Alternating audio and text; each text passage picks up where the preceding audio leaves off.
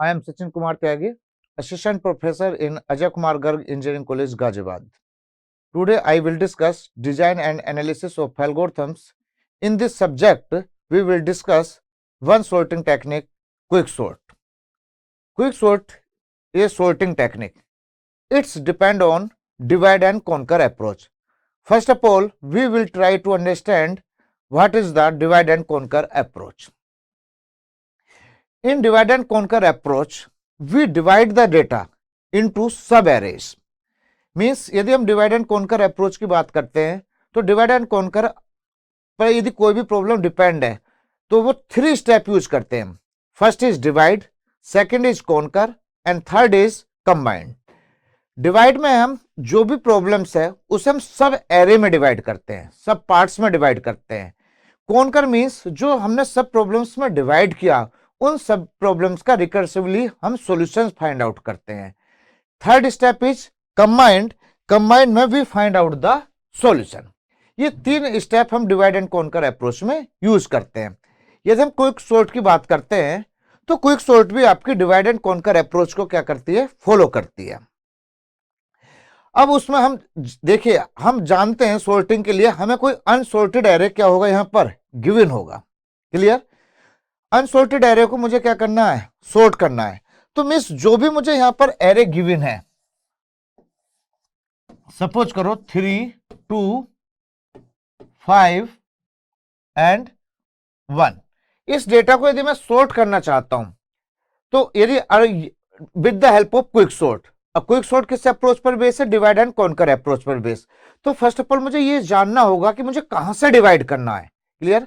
तो यहां पर डिवाइड करने के लिए एक पाइवेट एलिमेंट कंसिडर करते हैं. पाइवेट एलिमेंट वो एलिमेंट होता है जो एरे को 2 पार्ट में, सब एरे में क्या करता है, डिवाइड करता है. मींस हम फर्स्ट एलिमेंट को भी पाइवेट एलिमेंट मान सकते हैं और लास्ट एलिमेंट को भी पाइवेट एलिमेंट मान सकते हैं. तो यहां पर मैं जो पाइवेट एलिमेंट मानकर चल रहा हूं वो मैं लास्ट एलिमेंट मानकर चल रहा हूं. लास्ट एलिमेंट्स एक इस एरे को इस तरीके से 2 पार्टों में डिवाइड करेगा. लेफ्ट हैंड साइड में तो उससे लेस देन होंगे और राइट हैंड साइड में उससे ग्रेटर देन होंगे. मींस अभी डेटा सॉर्ट नहीं कर रहा है, सिर्फ वो पाइवेट एलिमेंट उस तरीके से डिवाइड कर रहा है डेटा को. लेफ्ट हैंड साइड में तो उससे लेस देन होंगे और राइट हैंड साइड में उससे क्या होंगे, ग्रेटर देन होंगे. मींस पाइवेट एलिमेंट ऑटोमेटिक अपनी क्या ले लेगा, पोजीशन ले लेगा. ऑटोमेटिक पोजीशन ले ली क्योंकि उसके लेफ्ट हैंड साइड में लेस देन और राइट हैंड साइड में क्या है, ग्रेटर देन है. फिर रिकर्सिवली फंक्शन को हम कॉल करेंगे और तब तक करते रहेंगे जब तक हमारा डेटा क्या नहीं हो जाएगा, सॉर्ट. यदि मैं क्विक सॉर्ट की बात करता हूं तो फर्स्ट एलिमेंट के इंडेक्स को मैं p मानता हूं. मींस यदि मैं इसकी इंडेक्सिंग करता हूं 1 2 3 4 तो p इंडिकेट करता है फर्स्ट एलिमेंट के इंडेक्स को, p इंडिकेट करता है फर्स्ट एलिमेंट के इंडेक्स को, r इंडिकेट करता है लास्ट एलिमेंट के इंडेक्स को, मींस 4 को. तो p आपका यहां पर 1, r आपका 4 है. तो मुझे जो लास्ट एलिमेंट को मुझे क्या मानना है, पाइवेट एलिमेंट. अब ये p और r उस तरीके से डिवाइड करेगा q, क्योंकि Q आपका वो एलिमेंट है, पाइवेट एलिमेंट, वो उस तरीके से डिवाइड करेगा कि लेफ्ट हैंड साइड में तो उससे लेस देन और राइट हैंड साइड में ग्रेटर देन. मींस एरे किस तरीके से, यदि कोई एरे सपोज करो P2R एरे है, वो किस तरीके से डिवाइड हो रहा है, A P Q -1. Next array क्या बनेगा मेरा, A Q +1 और R वो और Q वो पोजीशन है जो पाइवेट एलिमेंट ने रख लिया. मींस P से लेकर Q -1 उससे लेस देन है और Q +1 इससे क्या है, Q से क्या है, ग्रेटर देन है. क्लियर? तो आपका यदि मैं बात करूं तो divide, it is called divide and conquer approach में हम रिकर्सिवली सॉल्यूशन को क्या करेंगे, फाइंड आउट. अब यदि मैं थर्ड स्टेप की बात करता हूं, कंबाइंड. यदि मैं कंबाइंड की बात करता हूं तो मर्ज सॉर्ट में तो कंबाइंड फंक्शन यूज होता है. आप ध्यान देने वाली बात है, यहां पर पाइवेट एलिमेंट ऑटोमेटिक अपनी क्या ले रहे थे, पोजीशन. मींस कंबाइंड फंक्शन की हमें क्विक सॉर्ट में कोई नीड ही नहीं होगी. तो डिवाइडली हम डिवाइड करेंगे, then conquer find out the recursively solution. Combined function की हमें यहां पर कोई नीड होगी ही नहीं. यदि मैं अब एल्गो को समझने की कोशिश करता हूं तो quick sort algo, A array, P indicates the index of the first elements, 3, 2, 1. P indicates the first element index and R indicates the last element index. If P less than R, आपका means एक से ज्यादा element होने चाहिए तभी तो आप divide करोगे। तो if P less than R होना चाहिए। यदि P लेस देन R है, it indicates the element is greater than 1। क्यों? अब पार्टीशन क्या करना है मुझे? ए पी आर का, इस एरे का मुझे पार्टीशन करना है ए पी आर का। अब मुझे पार्टीशन कहां से करना है? क्यू इस तरीके से डिवाइड करेगा, लेफ्ट हैंड साइड में तो उससे क्या होंगे? लेस देन, और राइट साइड में उससे क्या होंगे? बड़े। Means A P Q minus 1, A Q plus 1 and O sorry greater than होंगे ये, और ये क्या होंगे? Less. Q plus 1 R means quick sort A P Q minus 1 एक subarray and next subarray A Q plus 1 R, और Q ने अपनी पोजीशन ले ली है। लेफ्ट हैंड साइड आपकी क्यू से लेस देन होगी एंड राइट साइड एलिमेंट्स आपके क्यू से क्या होंगे? ग्रेटर देन होंगे। मींस यहां पर जो मेन फंक्शन है आपका पार्टीशन, कि how to divide the array into 2 parts. तो मैं पार्टीशन की एल को समझने की हम कोशिश करते हैं। पार्टीशन फंक्शन समझते हैं। Partition A P R already, A means array and P means index of the first element and R indicate the index of last element. मैंने कहा था कि हम एरे में पाइवेट एलिमेंट किसको मानेंगे? मैं फिर से एक एग्जांपल ले लेता हूं एरे का समझने के लिए। सपोज दैट आपने एक एरे लिया 3, 2, 1, it indicates the P, it indicates the R. Last element को मैंने आपको क्या कहा था? आर मानेंगे। तो एक्स और उस लास्ट एलिमेंट को ही मैं हम क्या कंसीडर कर चलने? Pivot element. मींस 1 उस तरीके से डिवाइड करेगा, लेफ्ट हैंड साइड में उससे लेस देन होंगे, राइट हैंड साइड में उससे क्या होंगे? Greater than. तो X A R, last R means आपका क्या है यहां पर? 1, 2, 3। यदि इंडेक्सिंग करता हूं तो ए आर पर आपका क्या है? 1। तो 1 आपका क्या है? Pivot element. ए 3 पर आपको क्या मिला? 1।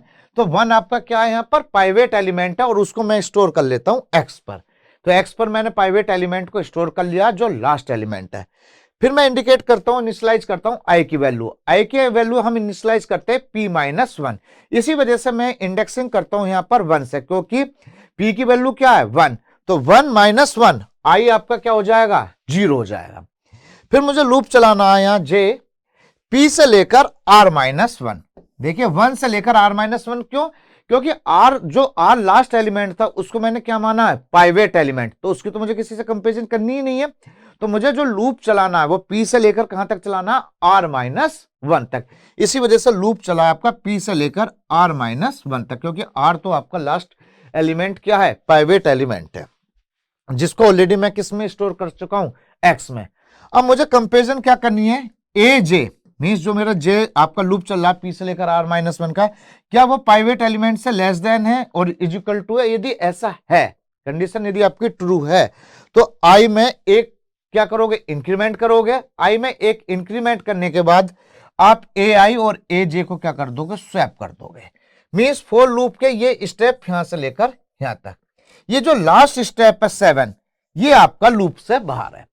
क्लियर? हमारा लूप कब से कब तक चलना? पी से लेकर आर माइनस 1। यदि कंडीशन ट्रू है तो सीधा कंसेप्ट है पाइवेट एलिमेंट से एजे एलिमेंट्स की मुझे क्या करनी है? कंपेरिजन करनी है। यदि कंडीशन ट्रू है तो आई में एक इंक्रीमेंट करना है और उस ए आई और ए जे को मुझे क्या कर देना है?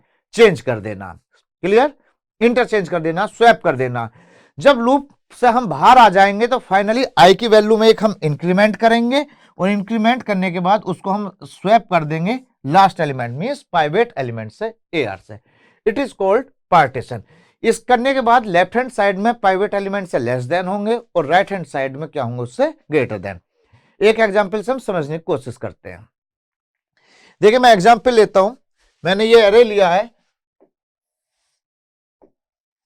2, 8, 7, 1, 3, 5, 6, 4।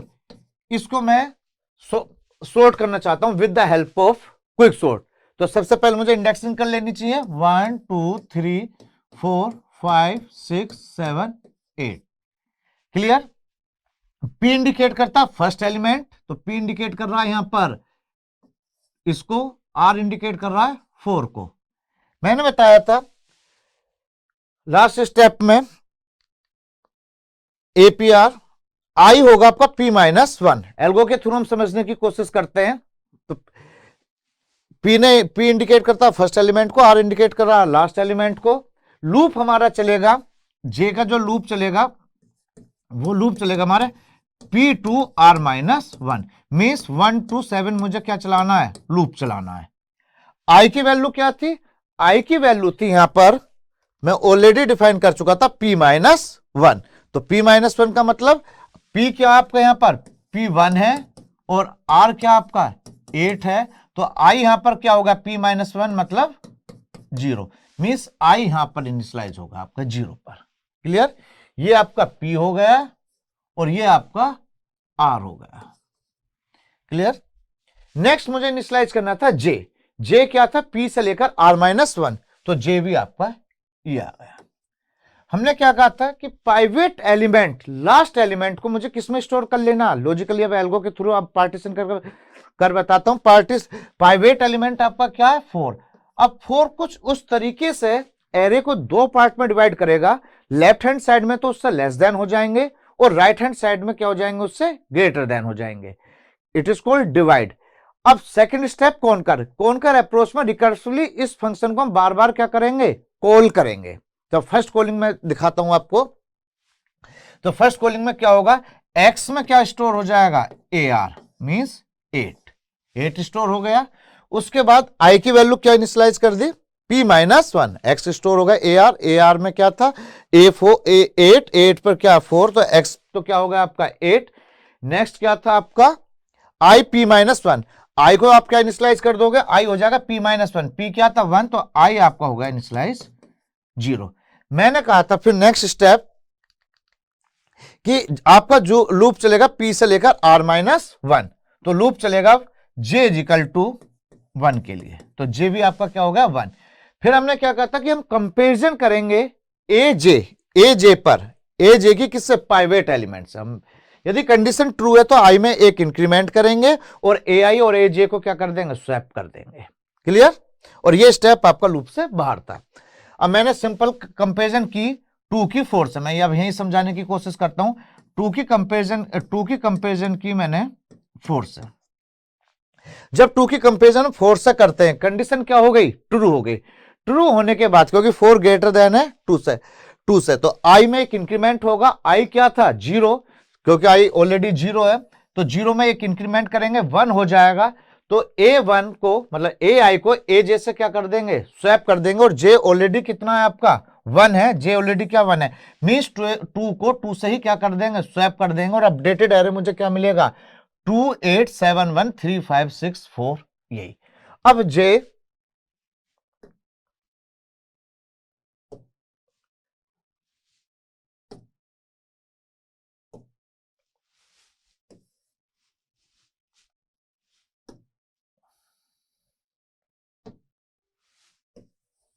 एरे मेरा यही अपडेटेड एरे मेरा क्या है अभी भी, मतलब चलने के बाद 28713564। अब मेरा आई ये P था, ये R था। अब J आपका क्या हो चुका है 2 हो चुका है और I क्या हो चुका है आपका यहां पर अब 1 हो चुका है, क्योंकि एक इंक्रीमेंट हुआ था। अब 8 की कंपेरिजन मुझे किससे करनी है, AI J मींस 2 हो चुका है, 8 की कंपेरिजन किससे करनी है 4 से करनी है। कंडीशन इज फॉल्स, कोई चेंज नहीं होगा। फिर J क्या हो जाएगा, फिर तो कोई चेंज नहीं होगा, I वहीं रहेगा।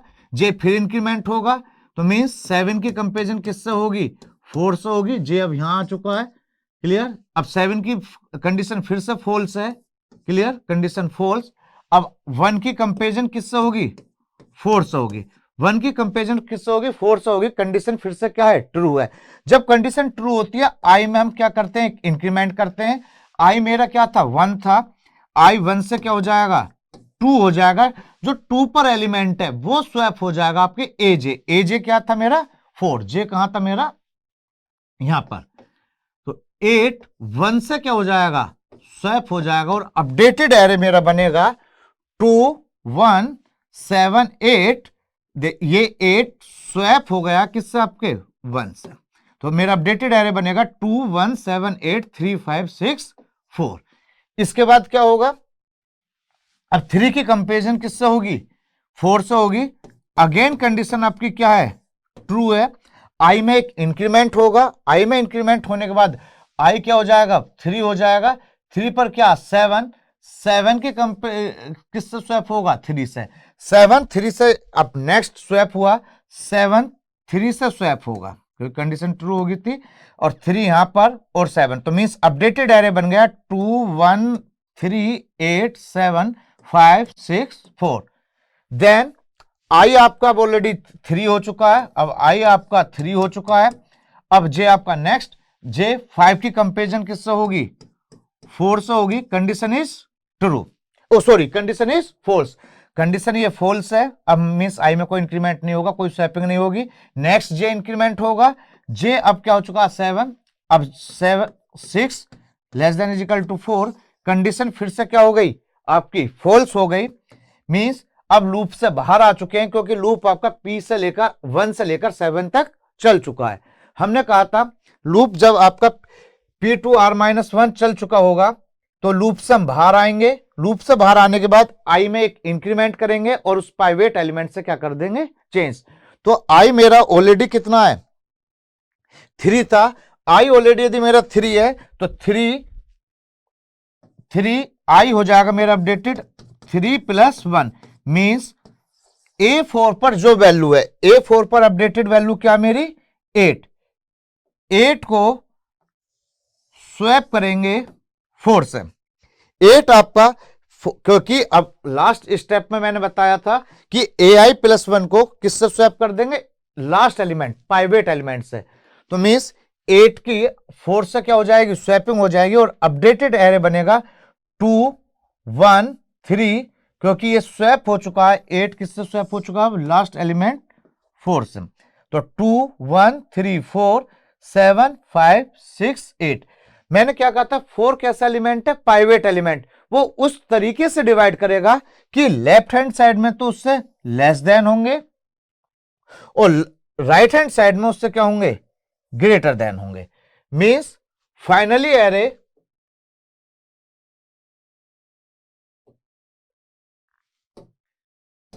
यदि मैं फाइनली एरे की बात करूं तो मेरा एरे मुझे मिला प्राइवेट एलिमेंट के बाद डिवाइड करने के बाद 2 1 3 4 7 5 6 8। मींस इस 4 मेरा प्राइवेट एलिमेंट था, उसने उस तरीके से डिवाइड करा कि लेफ्ट हैंड साइड में उससे लेस देन है और राइट हैंड साइड में उससे क्या है, ग्रेटर देन। मींस ये एरे कहलाएगा ए पी क्या था 1 एंड क्यू क्या है आपका 4 इंडेक्स पर है, तो 4 इंडेक्स पर q - 1, तो 4 - 1 मींस a 1 2 3 एंड q अपनी पोजीशन ले चुका है, जो q की पोजीशन है क्या 4। नेक्स्ट सब एरे कहलाएगा a q + 1, तो 3 + 1 oh sorry q + 1 4 + 1 5 and r 8। Means आपका रिकर्सिव फंक्शन फिर से कॉल होगा A13 पर कॉल होगा, ये एज ए बिहेव करेगा P और ये बिहेव करेगा एज ए R, ये बिहेव करेगा एज ए P और ये बिहेव करेगा as a R। Means recursively इस फंक्शन को हम क्या करते रहेंगे, कॉल। हम यहां देख रहे हैं, बड़े ध्यान से समझिए, प्राइवेट एलिमेंट ऑटोमेटिक अपनी क्या ले चुका है, position. Means last step combined की यहां पर कॉल करने की कोई नीड नहीं है क्योंकि प्राइवेट एलिमेंट अपनी पोजीशन ऑटोमेटिक ले लेते हैं। क्लियर। दिस प्राइवेट एलिमेंट कुछ बस इस तरीके से डिवाइड करता है, लेफ्ट हैंड साइड में उससे लेस देन हो जाते हैं और राइट हैंड साइड में उससे ग्रेटर देन हो जाते हैं। ये आपकी प्राइवेट एलिमेंट की मैंने फर्स्ट कॉलिंग, आपको पार्टीशन की कॉलिंग समझाई। रिकर्सिवली ये फंक्शन अगेन एंड अगेन क्या होगा, कॉल होगा। तो ये आपका लेफ्ट सब एरे कहलाता, ये आपका क्या कहलाएगा, राइट सब एरे। अब यदि मैं एनालिसिस की बात करता हूं, यदि परफॉर्मेंस की बात करता हूं कि क्विकसॉर्ट की परफॉर्मेंस क्या होगी, तो क्विकसॉर्ट की परफॉर्मेंस डिपेंड करती है कि प्राइवेट एलिमेंट एरे को किस तरीके से डिवाइड कर रहा है। क्योंकि देखिए प्राइवेट एलिमेंट एरे को डिवाइड कर रहा है, अब वो किस तरीके से डिवाइड कर रहा है, it's depend on the positions. Suppose करो मैं एक एग्जांपल लेता हूं, मैंने एक एग्जांपल लिया, आपके कोई डेटा है, सपोज करो 1 2 3 4 5 या कुछ भी डेटा ले लीजिए, मेरे पास सपोज करो 10 एलिमेंट्स हैं। क्लियर। अब पाइवेट एलिमेंट लास्ट एलिमेंट है, पाइवेट एलिमेंट लास्ट एलिमेंट है, तो वो किस तरीके से डिवाइड कर सकता है, क्योंकि उसे दो पार्टों में डिवाइड कर सकता है। दो पार्टों में डिवाइड करेगा, किस तरीके से डिवाइड कर सकता है, 1 एलिमेंट एक साइड, 9 एलिमेंट्स एक साइड, मींस 9 1। सेकंड पोर्शन क्या हो सकता है, 8 एक साइड, 2 एक साइड, 7 एक साइड, 3 एक साइड, 6 एक साइड, 4 एक साइड, 5 एक साइड, 5 एक साइड, 6 एक साइड, 4 एक साइड, 7 एक साइड, 3 एक साइड, 8 एक साइड, 2 एक साइड, 9 एक साइड, 1 एक साइड। मींस इस तरीके से पाइवेट एलिमेंट क्या कर सकता है, डिवाइड। मींस यदि मैं सबसे बढ़िया बेस्ट केस मानने की बात करूं तो कब होगा, जब पाइवेट एलिमेंट एरे को कुछ उस तरीके से डिवाइड करेगा कि बराबर बराबर हो। मींस लेफ्ट हैंड साइड में भी बराबर हो, बराबर एलिमेंट हो, equal element, same element, and right hand side में भी सेम एलिमेंट्स हो। मींस पार्टीशन क्या हो, मींस यदि 10 एलिमेंट्स थे तो 5 इधर लेफ्ट हैंड साइड में और 5 ही आपके क्या राइट साइड में। एक पार्टीशन ये भी हो सकता था कि 9 एक साइड में और 1 एक साइड में। क्लियर। तो कहने का मतलब क्या है कि आपकी यदि मैं परफॉर्मेंस की बात करता हूं तो परफॉर्मेंस टोटली डिपेंड कर रही है कि पाइवेट एलिमेंट्स एरे को किस तरीके से डिवाइड कर रहा है, कि मींस लेफ्ट हैंड साइड में कितने एलिमेंट जा रहे हैं और राइट हैंड साइड में कितने एलिमेंट्स जा रहे हैं। यदि मैं बात करूं तो performance of quicksort, the running type of quicksort depends on whether the partitioning is balanced और अनबैलेंस्ड। बैलेंस का मतलब कि आपके 5 elements one side and 5 elements दूसरी side, second side. Unbalance means 9 elements एक साइड, 1 एलिमेंट अकेला रह गया। फिर या सपोज 8 एलिमेंट्स एक साइड, 2 एलिमेंट्स। तो यदि इस तरीके से मैं केस की बात करूं तो आपके किसी भी हम जब एनालिसिस की बात करते हैं तो 3 केस हम पढ़ने की कोशिश करते हैं। 3 केस हमारे बनते हैं, best case, average case and worst case. तो यहां पर यदि मैं बेस्ट केस की बात करता हूं तो बेस्ट केस कब बनना है, जब हम बैलेंस की बात करेंगे, बराबर बराबर इक्वली डिवाइड करेंगे। और अनबैलेंस की बात कब मैं करता हूं, अनबैलेंस जब होगा तो इसका मतलब वो वर्स्ट केस होगा। तो सबसे ज्यादा अनबैलेंस कब हो सकता है, जब आपके 10 एलिमेंट्स एक वन साइड तो 9 एलिमेंट्स हो और वन साइड आपका एक सिंगल एलिमेंट हो। इससे ज्यादा तो अनबैलेंस हो ही नहीं सकता, तो ये आपका वर्स्ट केस कहलाएगा। यदि मैं एवरेज केस की बात करूं तो ऐसा हो सकता है कि आपके 3 एलिमेंट्स वन साइड हो और ये 7 एलिमेंट्स एक साइड हो। मींस मैं एक टेक्निकली कह सकता हूं कि बराबर बराबर डिवाइड कर रहा हूं तो बैलेंस हो रहा है, बेस्ट केस हो रहा है, बिल्कुल अनबैलेंस पे n-1 एक तरफ और 1 एक तरफ हो रहे हैं, मींस 9। तो यदि मैं तो 1/3 एक तरफ चले जाएं और 2/3 एक तरफ चले जाएं तो उसको मैं कौन सा केस कंसीडर कर सकता हूं, एवरेज केस। तो मैं तीनों केस में क्विकसॉर्ट की कॉम्प्लेक्सिटी निकालने की हम कोशिश करते हैं, फाइंड आउट करते हैं। इसके लिए मुझे यहां पर रिकरेंस रिलेशन बनाने होंगे, क्योंकि ये रिकर्सिव फंक्शन को क्या करती है, आपका कोई भी divide and conquer approach recursive function को हमेशा सपोर्ट करती है, क्विकसॉर्ट सपोर्ट करती है, हम ऑलरेडी देख चुके हैं। तो अब हम इनका वर्स्ट केस में पार्टीशन करते हैं। यदि मैं वर्स्ट केस में पार्टीशन की बात करूं तो मैंने आपको क्या बताया कि मेरे कितने एलिमेंट्स हैं, n एलिमेंट्स हैं। यदि मैं n एलिमेंट्स की डिवाइड करने की बात करता हूं तो कुछ उस तरीके से अनबैलेंस होगा कि n-1 एलिमेंट्स वन साइड चले जाएं और 1 एलिमेंट सिंगल एक साइड रह जाए। मींस 10 एलिमेंट्स थे, 10-1 9 एक साइड और 1 एक साइड। पर सबसे बड़ा क्वेश्चन है कि ऐसा कब होगा, ऐसा कब पॉसिबल है। ऐसा बड़े ध्यान से समझने की कोशिश करोगे तब पॉसिबल है, तब डेटा यदि ऑलरेडी सॉर्टेड है। यदि मैं डेटा को ऑलरेडी सॉर्टेड लूं, बड़े ध्यान से समझने की कोशिश करना, 1 2 3 4 5, यदि यहां पर 5 मेरा पाइवेट एलिमेंट बनेगा तो मैंने कहा था कि पाइवेट एलिमेंट उस तरीके से डिवाइड करता है, लेफ्ट हैंड साइड में लेस देन, तो इसका मतलब 5 यदि डिवाइड कर रहा तो इस सभी लेस देन है, राइट हैंड साइड में ग्रेटर देन, मींस अकेला रह गया। तो n-1 इधर चले गए। फिर पाइवेट रिकर्सिवली कॉल करेंगे तो 4 पाइवेट एलिमेंट बनेगा, तो 4 एलिमेंट्स इधर इधर, 3 फिर आपका पाइवेट एलिमेंट बनेगा इस तरीके से, 2 बनेगा 1। मींस ऐसा तभी पॉसिबल है जब डेटा ऑलरेडी सॉर्टेड है। मींस यदि मैं क्विक सॉर्ट के वर्स्ट केस की बात करता हूं तो क्विक सॉर्ट का वर्स्ट केस तभी बनता है जब डेटा ऑलरेडी क्या है, सॉर्टेड। क्लियर। और जब यदि कंपेरिजन करूं तो ये बेस्ट केस का, यदि मैं इंसर्शन सॉर्ट से कंपेरिजन करूं, ये इंसर्शन सॉर्ट का कौन सा केस बनता है? Worst case. जब डेटा, ओ सॉरी बेस्ट केस, जब डेटा ऑलरेडी सॉर्टेड होता है तो ये आपका इंसर्शन सॉर्ट का कौन सा केस बन जाता है? बेस्ट केस बन जाता है। क्लियर? और क्विक सॉर्ट का वही केस कौन सा केस बनना है आपका? Worst case. यदि हम क्विक सॉर्ट की वर्स्ट केस में कॉम्प्लेक्सिटी निकालते हैं तो फर्स्ट ऑफ ऑल मुझे उसका रिकरेंस रिलेशन बनाना होगा। तो यहां पर जो इसका रिकरेंस रिलेशन बनेगा, रिकरेंस रिलेशन बनता है मेरा यहां पर, यदि मैं रिकरेंस रिलेशन की बात करता हूं क्विक सॉर्ट के रिकरेंस रिलेशन की, तो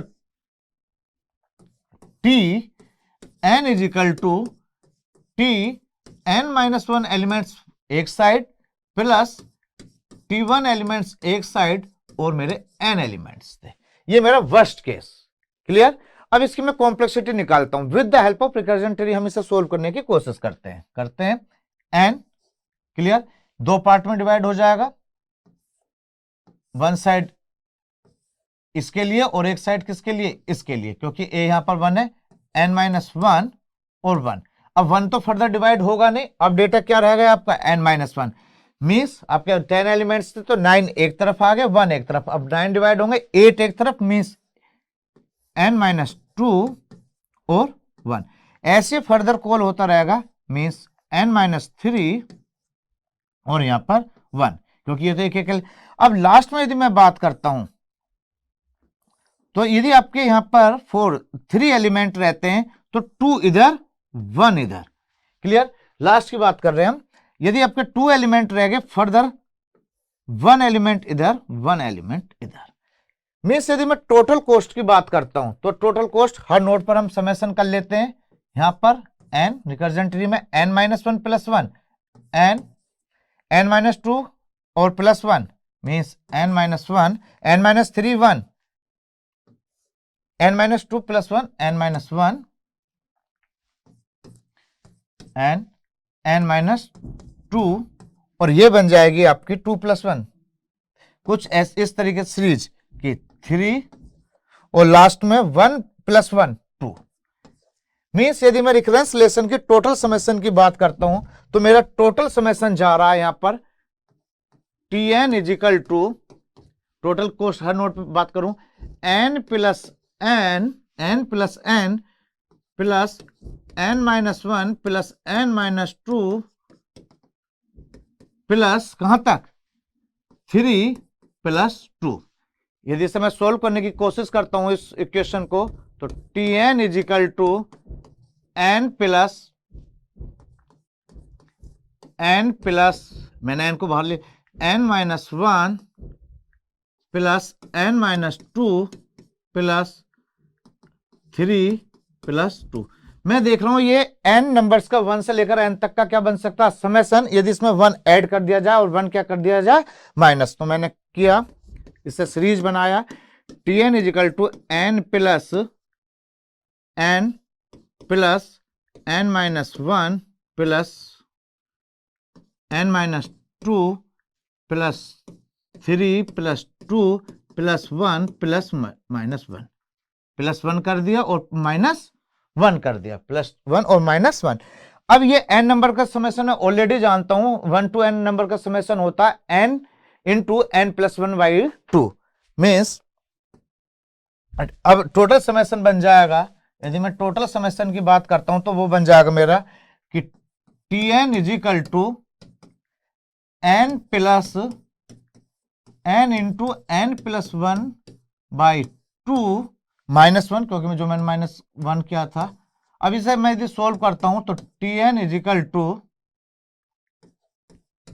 N plus N square plus N divide by 2 minus 1।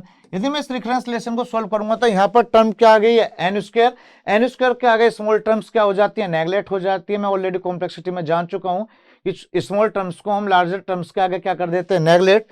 तो कॉम्प्लेक्सिटी क्या आ गई? T N is equal to big O N square. Means worst case में क्विक सॉर्ट की कॉम्प्लेक्सिटी क्या होती है? Big O N square. Means जब डेटा ऑलरेडी सॉर्टेड है उस केस में क्विक सॉर्ट की कॉम्प्लेक्सिटी होगी big O N square.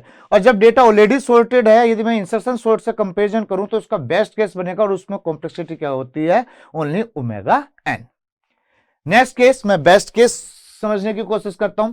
Best case कब बनेगा, तो रिकरेंस रिलेशन जब बनेगा जब मेरे बैलेंस हो, मीन्स इक्वली डिवाइडेड हो। कहने का मतलब क्या कि रिकरेंस रिलेशन कुछ इस तरीके से बनेगा, टी एन इजिकल टू दो पार्ट में डिवाइड हो रहा है, दो पार्ट में डिवाइड कर रहे हैं और दोनों ही पार्ट क्या आपके इक्वल, तो means N by two plus N. यदि इस रिकरेंस रिलेशन को मैं कोई सोल्व करने की कोशिश करता हूं with the help of recursion tree, तो क्या होगा, एन उस तरीके से डिवाइड करेगा, दो ब्रांच इसकी वजह से, क्योंकि ए आपका 2 हो गया, दो ब्रांच बराबर बराबर एन बाई टू, फिर से फर्दर कॉल होगा, रिकर्सिव फंक्शन को कॉल करता है एन बाई फोर। मुझे कुछ सीरीज का आइडिया हो गया है, तो यहां पर समेशन करिए N by two plus N by two N by four summation करूं एन, आइडिया हो चुका है। ऐसे ही आपका डैश डैश आपका ये क्या चलता रहेगा, समेशन एन। मैं देख रहा हूं सभी नोड पर कॉस्ट क्या है, सेम है, और इस बाइनरी ट्री की हाइट क्या होती है, log 2n plus 1।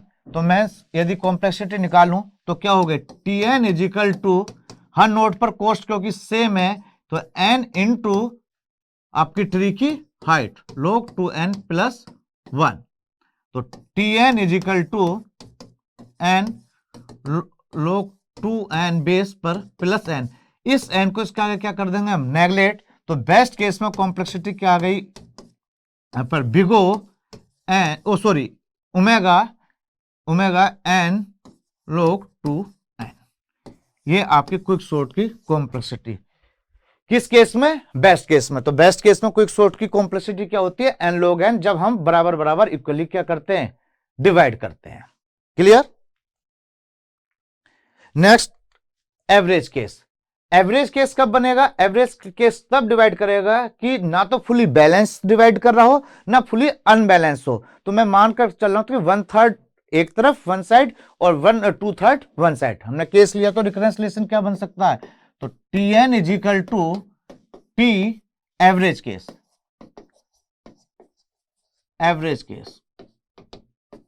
T N is equal to T N by 3 एक side plus T 2n/3 elements एक साइड प्लस n। तो n किस तरीके से डिवाइड हो रहा है, n यहां एक, इसकी वजह से एक किसकी वजह से, इसकी वजह से, n कितने पार्टों में, n/3 और 2n/3।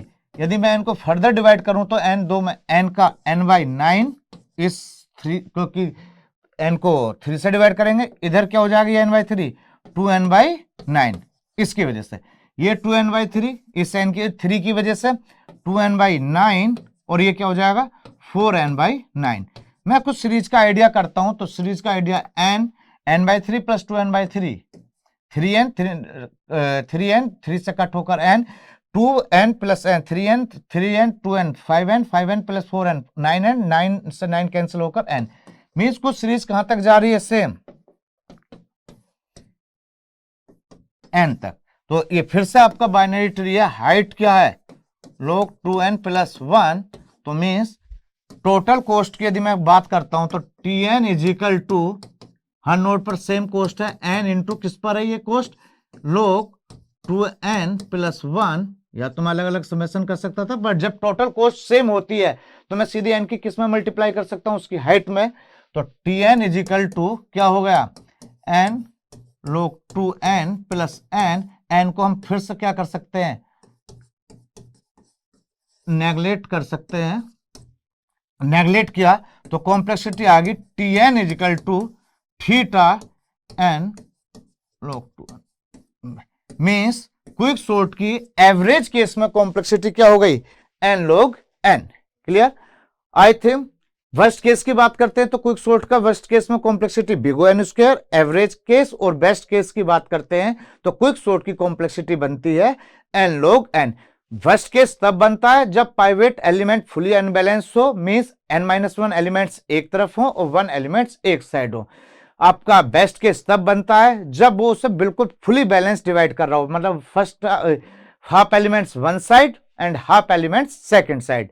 एंड एवरेज केस कब आपका कंसिडर होगा, 1/3 एलिमेंट्स एक side and 2/3 elements one side. I think आपको क्विक सॉर्ट का एनालिसिस समझ में आया, एवरेज केस में भी, बेस्ट केस में भी एंड वर्स्ट केस में भी। एंड किस तरीके से पार्टीशन मेथड कॉल करता है, क्विक सॉर्ट खुद को कैसे कॉल करती है, डेटा को कैसे हम क्विक सॉर्ट के द्वारा सॉर्ट कर सकते हैं, आपको क्विक सॉर्ट अप्रोच समझ में आई। Thank you very much.